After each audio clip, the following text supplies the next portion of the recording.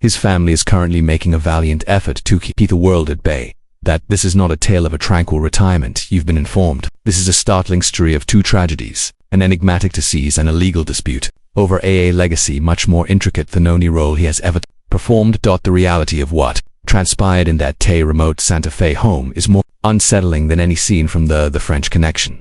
Additionally, we have the information that will depart doubting everything you've thought. You were aware of this legendary performer. It's Independence Day. Hackman, Eugene Allen, was born on January 30, 1930, and who died approximately on February 18, 2025. People remember among the most illustrious American actors from his generation. He had a career that lasted more than 4 decades, solidified him as a powerful ability and a pivotal role in the new Hollywood movement. Hackman's cinematic career started with his made a noted debut in the play Lilith in 1964. However, his portrayal as Buck Barrow in the groundbreaking criminal drama from 1967 Clyde and Bonnie, who initially won him broad praise from critics in his first nomination for a Best Academy Award supportive role. This initial achievement was an indication of an extraordinary future career. Hackman's standing as a prominent figure was moments after he received the Academy Award for Best Actor because of his legendary performance of the tenacious and grim investigator in William Jimmy Popeye Doyle, the 1971 action thriller by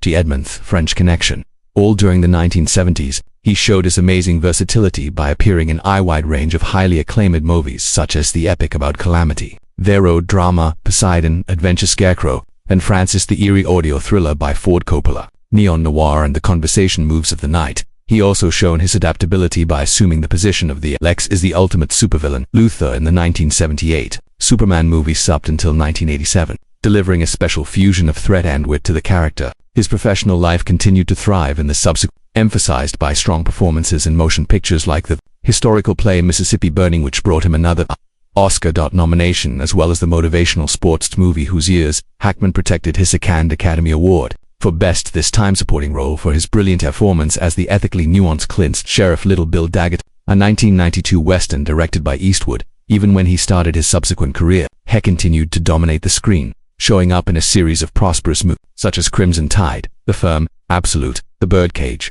Get Shorty, Enemy of the State and Power, his part as Royal Tenant, The Eccentric Patriarch Bomb, and The Royal Tenant by Wes Anderson. Bombs in 2001 showed that he could adjust to a new cinematic style, performing in a way that was both humorous and quite moving. Gene Hackman's resolve to turn into an performer persevered despite numerous one of his defining characteristics, his rejection. Myth.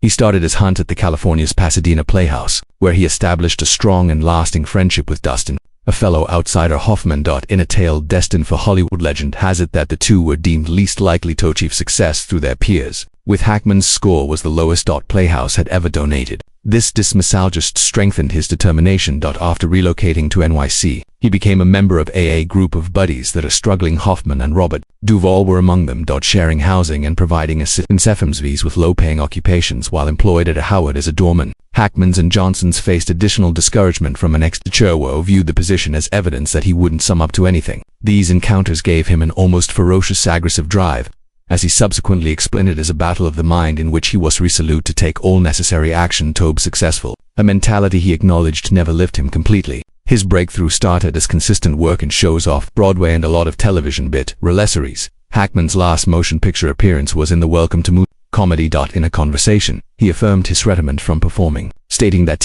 physicians cautioned regarding his heart situation after a stress test waste main cause. According to him, the physical strain of making movies was no longer advised following his retirement. He has concentrated on a prosperous second job as a novelist. When questioned about a possible comeback to he joked that he might only think about it if he could record in his own home without any disturbance, essentially shutting off one of the most renowned and resilient professions in the history of film. Observing Gene's departure from the screen, Hackman started a prosperous and successful second career as a writer, directing his artistic energies toward penning novels and historical fiction. His literary career started in working along with his friend, underwater Daniel Lenihan, an archaeologist, who 3 novels were written by him. Their very first joint Wake of the Purdo Star was an attempt, Adventure on the High Seas, set in the 19th century. Justice came next. For None, a tale from the Great Depression of martyr motivated by an actual crime method had taken place when Hackman was a boy.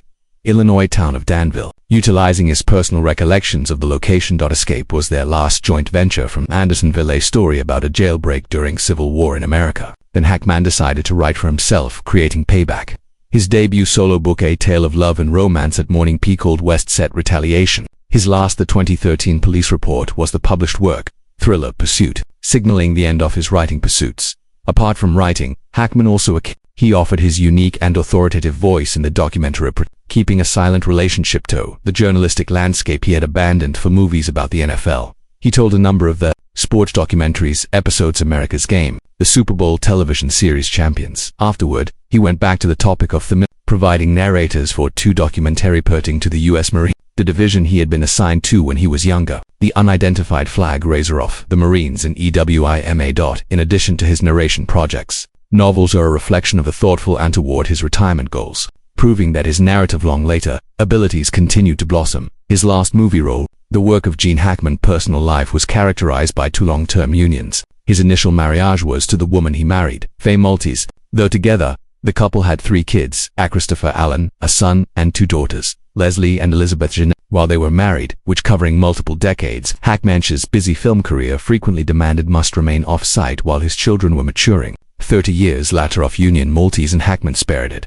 After a few years, Hackman got married. Betsy Arakawa is a classical pianist. The pair had dated for 7 years before they were married. They produced their Santa Fe, New Mexico home together, Mexico, in an unusual house that Architectural Digest published an article about it. The house, renowned for combining architectural styles from the Southwest, was nestled on a 12-acre hilltop estate providing sweeping 360-degree vistas of the Sangre de Cristo, the area around Hemes and mountain ranges. And this house in Santa Fe became as Hackman's main home when he retired from performing. The father of Gene Hackman, is his first marriage, produced 3 children, Christopher, the son of F.A. Maltese, daughters, Elizabeth Jean, and Elena, as well as Leslie Ann. During their Hackman's difficult picture about childhood, he was frequently away from home for work because of long stretches of time, a sacrifice he later regretfully acknowledged, pointing out the challenge of delivering reliable direction while working on site 4 months in a row. In spite of these early difficulties, their relationship changed, becoming a kind and affectionate one in his latter years. His kids have continuously chose to live extremely quiet lives away from the general public, and consequently, information about their particular professions and existing initiatives are not well known. The family's strategy for a legacy of Gene Hackman has been among serene dignity and deep regard for his need for seclusion, something he strongly safeguarded after ceasing acting. Following Hackman's untimely death and Betsy Arakawa, his spouse, his children have filed lawsuits to stop critical information from being made public, evidence gathered throughout the inquiry, defending the family's entitlement to privacy. This endeavor demonstrates their dedication to paying tribute to their father by keeping his last days private. In their joint statement, declaring his death, they captured the essence of this feeling, saying, "Given, although millions of people adored him for to them, his stellar acting career, just dad and grandpa," emphasizing his greatest treasured legacy was that of a man of the home. The private life of Gene Hackman, varied interests and points of view, created homage of a man leading a busy life outside the camera. In terms of politics, her recognized as an advocate for the Democratic Party and renowned for saying pride in being a part of the president, a list of Richard Nixon's enemies. In spite of this partisanship, he praised the Republican President Ronald Reagan, exhibiting the capacity to value people throughout the political range. His interests were active and practical. During the late 1970s and early 1980s, Hackman had a strong passion for racing cars. Driver, he took involved in sports car racing activities hosted by the Club of America, operating an app-and-wheeled Formula Ford, and took first place in the Toyota Pro Celebrity race at Long Beach. His dedication to the game was even more demonstrated by his involvement in endurance activities, such as operating Aidan Gurney's Toyota team in the demanding Daytona for 24 hours. American sports were another love. Football. He was an avid admirer of the Jacksonville Jaguars, frequent liking to their games for personal reasons. Jack Del Rio, the former head coach's guest, a friend from Del Rio's time playing in college days. A longer-lasting artistic passion was design and architecture. Hackman was actively engaged in the design and rebuilding houses, having produced 10 properties, including 2 that were highlighted in Architectural Digest. He admitted to an interest in the construction process, frequently discovering himself prepared to proceed to a new undertaking once a house was finished. He led an active lifestyle during his latter years, continuing to be a devoted writer well into his 90s. However, this pastime resulted in an incident wherein a pickup truck struck Jim in the Florida Keys while riding a bicycle. Thankfully, first reports of severe head injuries were unreliable, and had just got minor bruises and bumps. Regarding his well-being, Hackman had years ago had it was subsequently disclosed that he had been Alzheimer's disease sufferers, an illness that had a part in his demise. His last performances in public took place in the years preceding his death. His last known sighting occurred when in the spring. The last chapter of the life of Gene Hackman was characterized by extreme loneliness and tragedy. In the final months of his life, the actor, who had withdrawn from Santa Fe's public life, alongside his spouse, Betsy Ara, in New Mexico, expired obvious indications of deterioration. The pair had stopped dating. Corresponding with friends and family, living alone in their gated community. Person who was Hackman's only the last time the caregiver was seen alive was mid-February. Soon later, she got in touch with a local doctor who was complaining about breathing problems and taking an afternoon's appointment, but she did not show up. Later, it was found that Arakawa had passed away in their house from pulmonary hypertension syndrome. In the days that followed, Hackman's advanced Alzheimer's disease prevented him from understanding that not seek assistance. After the death of his wife, he kept her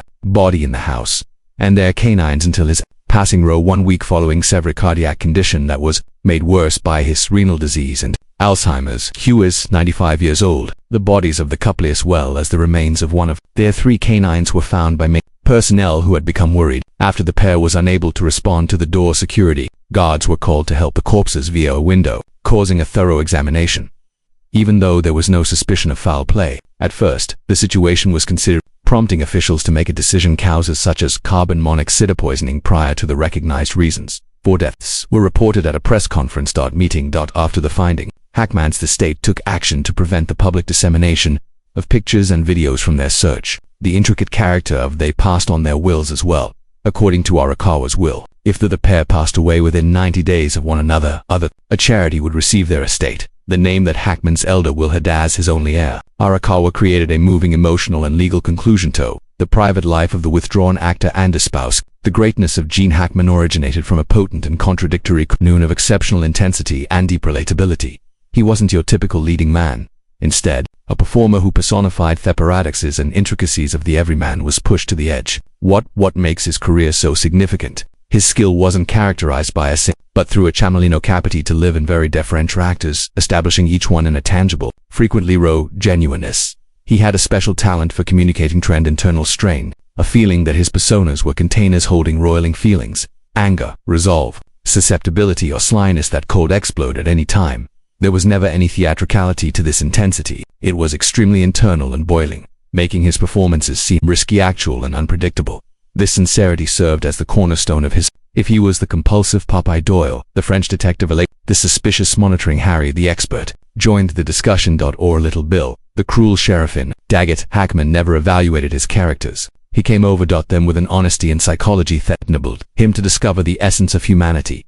Even in the most faulty or hideous, he might be frightful in a single scene and unexpectedly sensitive in the afterward, as seen by his tragic performance as a son finds it difficult to relate to his dad in I Never Sing. For my dad, this range was stuck. He was just as credible as a merciless attorney in the firm, an inspiring basketball instructor in, as well as a humorous scene stealer, the Bird's conservative Senator Tarkage, or the lovably blind recluse in Young Frankenstein. Moreover, his excellence was forged in resilience. The initial denials, before to voting unlikely to be successful in drama school to encountering setbacks and terminations, gave him an unwavering work ethic. And a decision that reflected the protagonist's perseverance. He would subsequently depict he brought grit from the blue-collar world to his, a comprehension of hardship that struck a chord with viewers. He appeared to have lived as an actor and that life experience influenced each function. The legacy of Hackman is more than just assortment of honors, but his 2 numerous nominations and Oscars attest to his industry's high regard. His history bears witness to true legacy of movies via gallery of notable figures who are less like performances and more like actual individuals that were filmed. That was the ideal personification of a character, an actor who rose to fame without ever sacrificing his fundamentally leaving behind a collection of work that continues to be a masterpiece in strength, nuance, and unyielding.